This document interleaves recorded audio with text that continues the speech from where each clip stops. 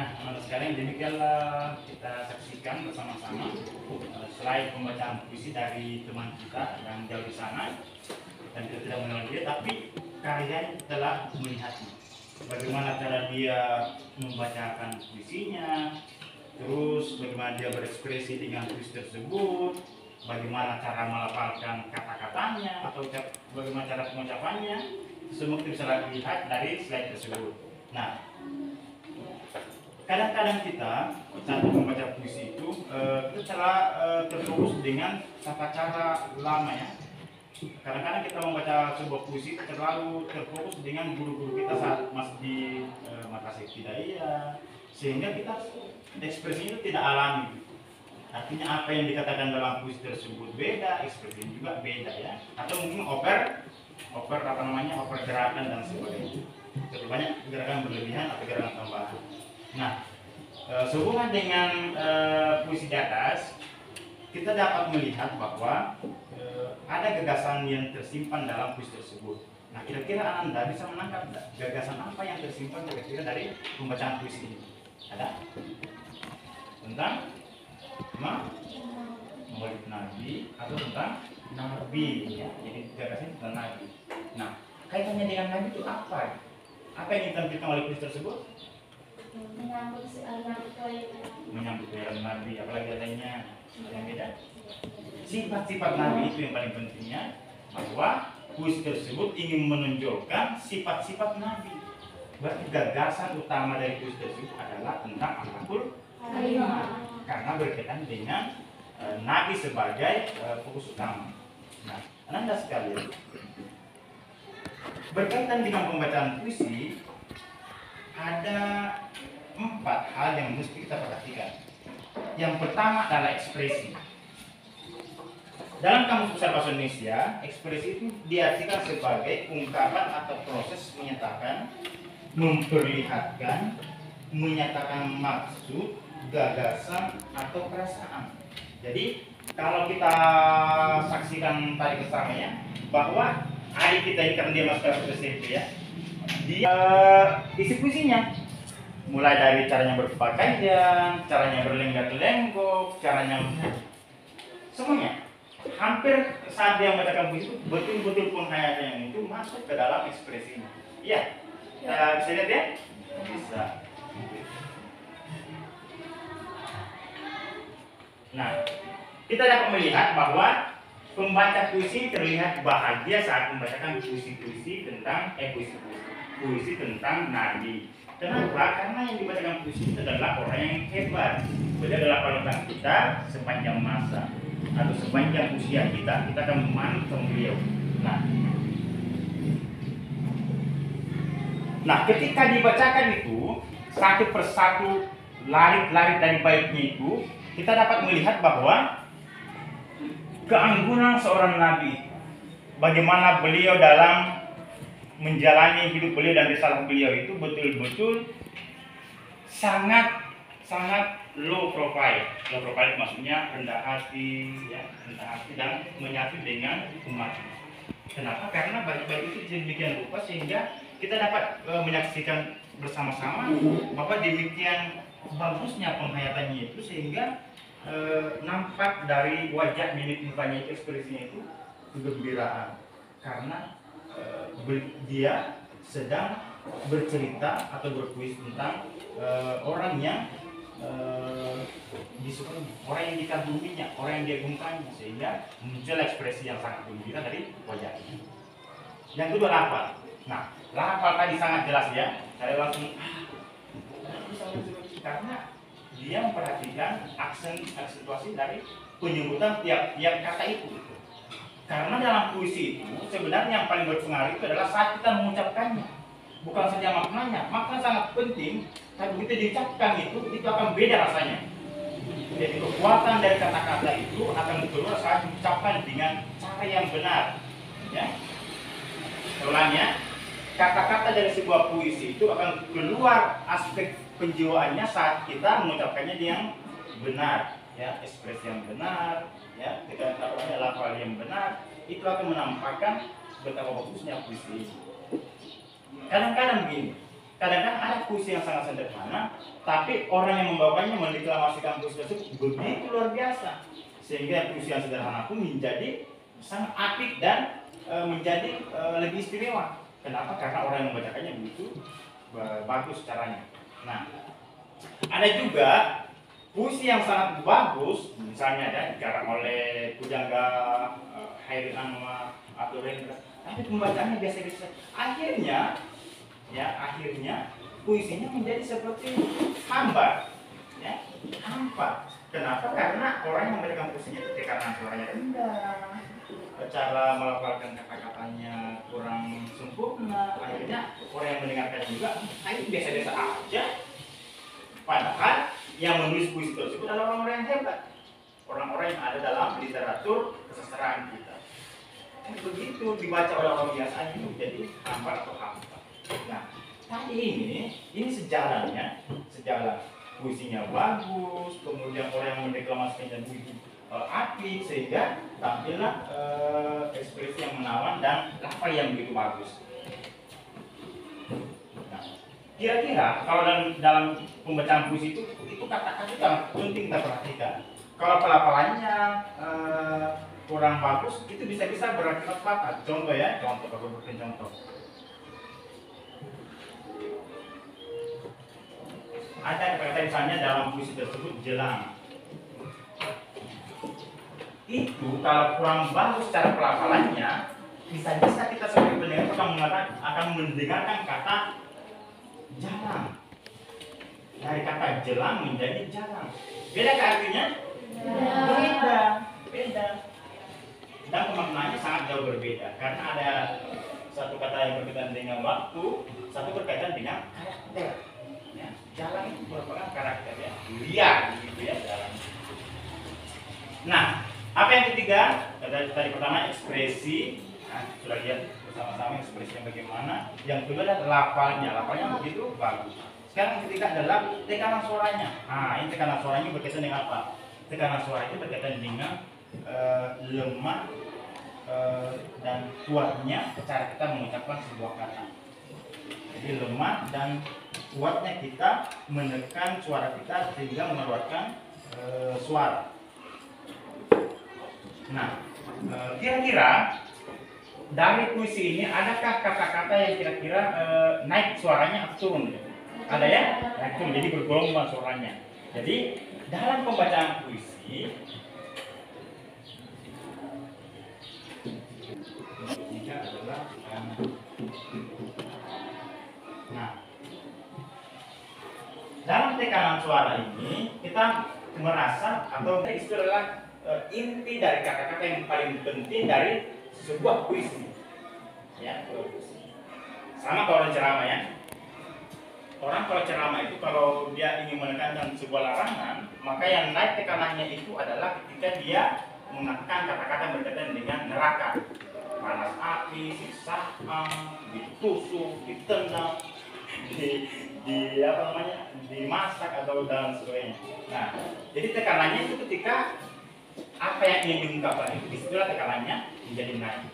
Sama halnya ketika beliau bilang Muhammad, naik dari suaranya.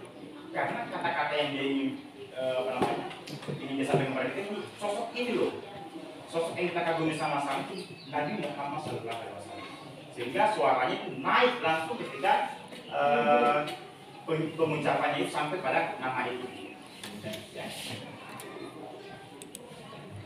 Kemudian intonasi itu adalah naik turunnya suara. Jadi kalau tadi tekanannya itu apakah keras dan lemah, nah sekarang itu naik turunnya. Jadi dia pakai nada itu ada pada intonasi. Nah, intonasi jika itu berkaitan dengan naik turunnya lagu kalimat pada saat diucapkannya lafaz-lafaz dari puisi tersebut. Nah, intonasi ini apa yang bisa dibedakan dari intonasi itu? Nah, contoh ya. Kalau berkaitan dengan intonasi, kita selalu contohnya selalu mengarah kepada misalnya dia mengucapkan tanda tanya. Bagaimana naik turunnya suara ketika tanda tanya? tanda seru, ya. Nah, jadi intonasi itu bisa membedakan mana kata tanya dan mana kata seru.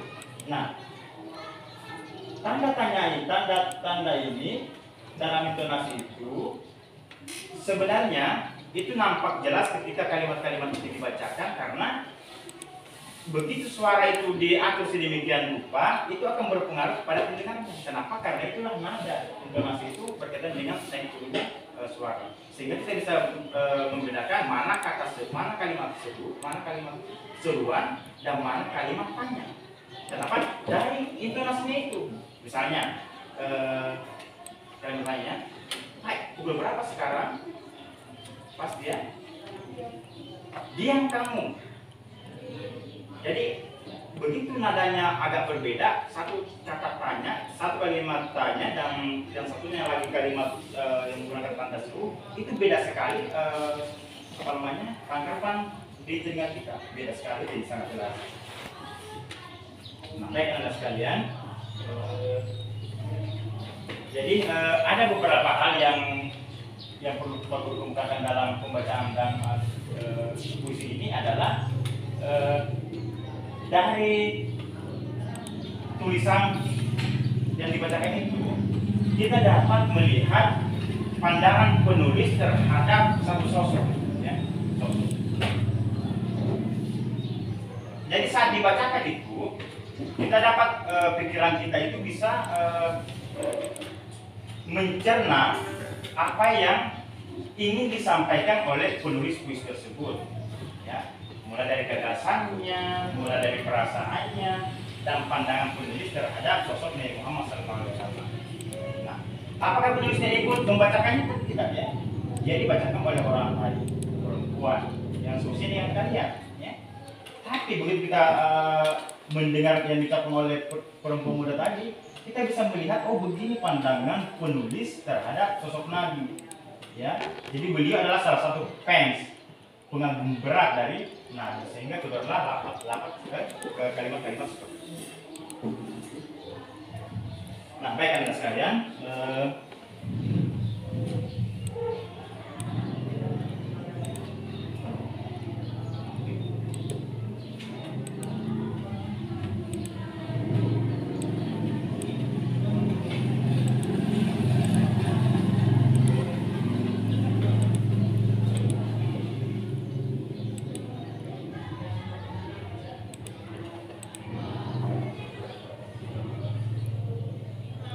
kira-kira kalau Pak Guru tanya kepada kalian, bisa nggak kalian tampil seperti yang tadi itu, yang ini, bisa? Ya. Biasanya itu dalam khayal kita itu kalau kita melihat orang baca itu, saya pengen seperti itu, ya, pengen seperti itu.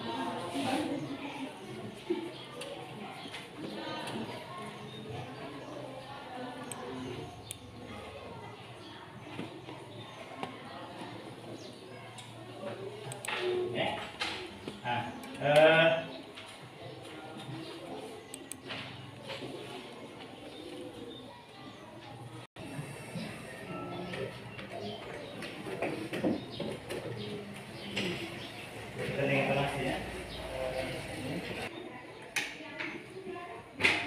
ini kalimat biasa, ya. Terus yang kedua, tiga, saya.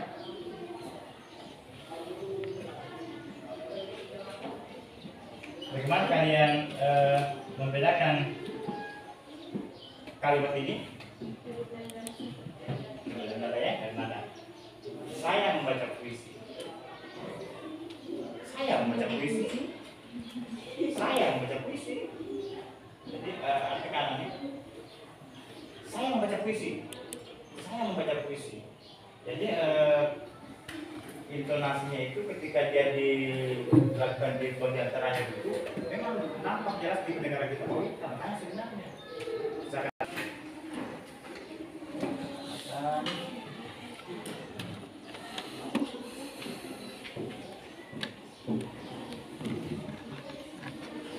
Coba kita berlatih sedikit, ya. Kita ada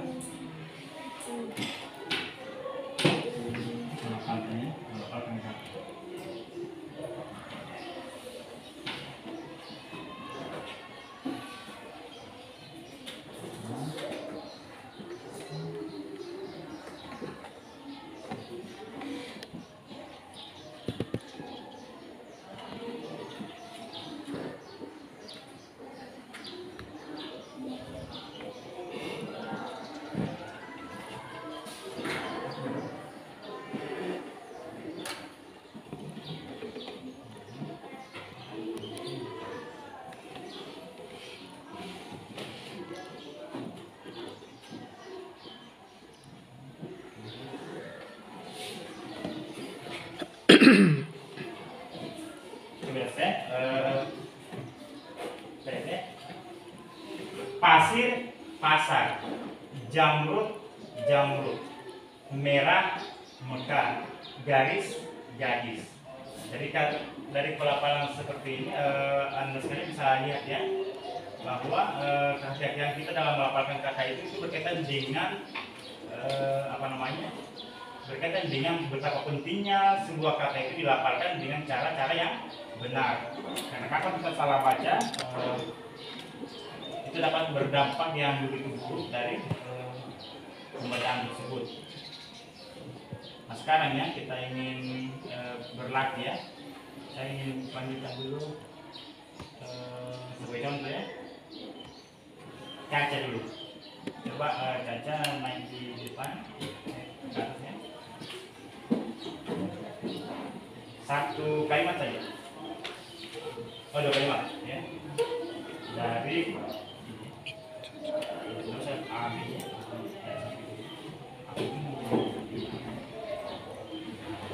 tidak dengarkannya cara pembacaan dari teman kita. Aku ingin bintang jalan dari kumpulannya terbuang, biar peluru menembus kulitku, aku tetap meradang menerjang. Oke, coba kalian jelas dengarnya apa? Aku ini Bintang jalan. Apa yang benarnya? Aku ini binatang jalan. Nah, yang kalian dengarkan adalah Aku ingin bintang jalan. Aku ini binatang jalan. Ya. Iya. jalan. Ya.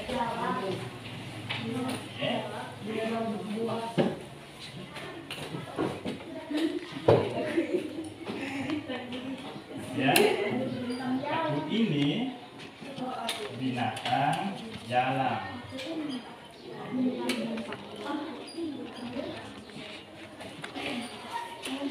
Dari kumpulan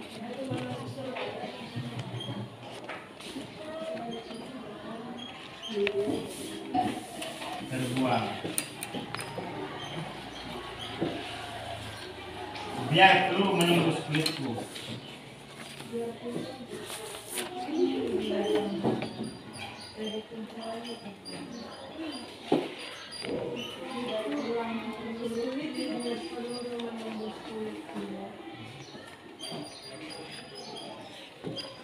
Aku meradang,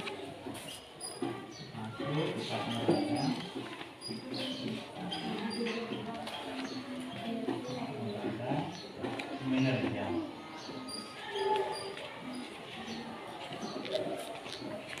Nah, sekarang coba kita contohnya. Aku ini binatang jalan, dari kumpulannya terbuang, biar peluru menembus kulitku, aku tetap meradang menerjang. Coba coba.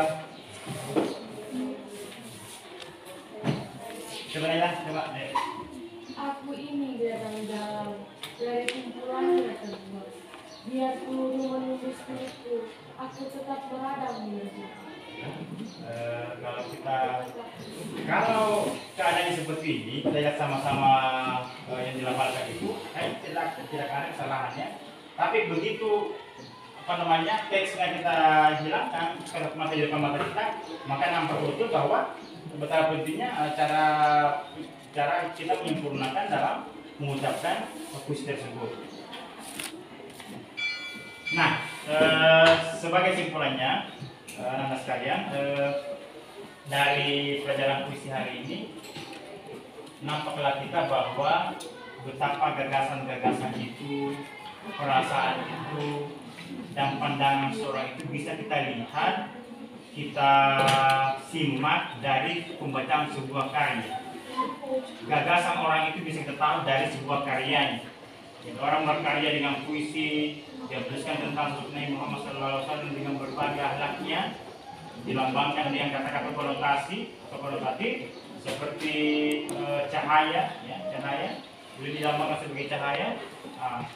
Maka kita mengambil kesimpulan bahwa kita dapat belajar dari sebuah pembacaan puisi. mendengarkan caranya dilafalkan, bagaimana caranya pembacanya mengekspresikan saat dia membaca, dan bagaimana tekanan suaranya, intonasinya, dan sebagainya. Itu semua menyatu dalam pembacaan puisi. Nah, pelajaran kita hari ini adalah kita dapat mengambil pelajaran dari sebuah karya. Jadi pelajarannya bisa mengambil manfaat dari apa sih yang dikandung dari sebuah puisi tersebut. Nah, kemudian yang terakhir, sebagai penutup, Pak Kudi mengucapkan bahwa siapapun di antara kita yang tertarik dengan sastra seperti puisi misalnya, kita bisa hidup dari puisi. Ada banyak penyair-penyair di Indonesia itu yang hidup dari puisi. Kalau orang-orang seperti Pak Kudi, seperti Pak Lukito sebagai PNS kan itu biasa saja. Tapi ada orang hidup makan dari puisi. Jadi dia membuat karya-karyanya itu melalui puisi. Ya, jadi itu bisa menjadi jalan kita atau jalan Anda ketika kalian tertarik dengan puisi misalnya atau berkarya melalui prosa atau cara lainnya, maka jalanilah dengan penuh semangat. Billahi taufiq. Assalamualaikum warahmatullahi wabarakatuh. Waalaikumsalam warahmatullahi wabarakatuh.